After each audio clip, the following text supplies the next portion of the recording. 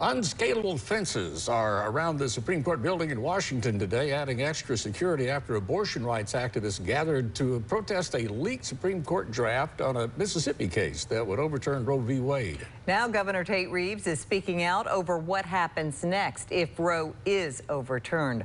On CNN's Face the Nation, Governor Reeves discussed the trigger law passed by the state legislature in 2007, which would ban all abortions in the state as soon as Roe is overturned, except for in cases of rape and if the mother's life is in danger. The law does not contain, though, any exceptions for incest. Governor Reeves says incest cases are rare, and most women who get abortions don't list a reason why they're getting one.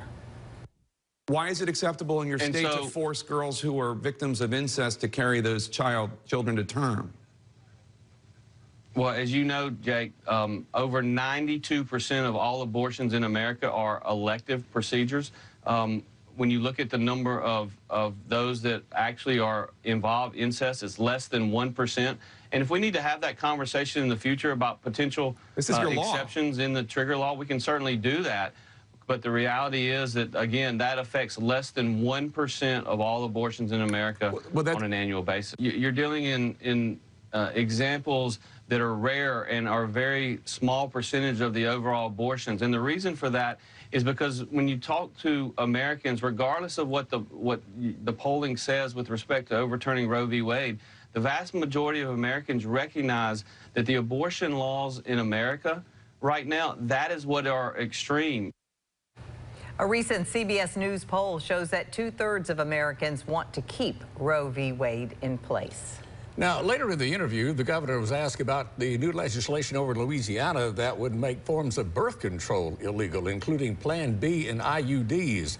The bill was introduced in the Louisiana state legislature last week, and if it passes, it would classify abortion as homicide and extend legal personhood to fertilized eggs.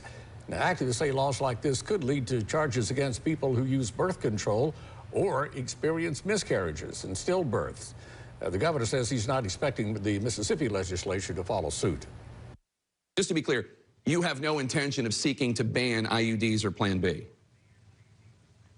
That is not what we're focused on at this time. We're focused on looking at see what the court allows for. The bill that is before the court is a 15-week ban. We believe that the overturning of Roe is the correct decision by the court.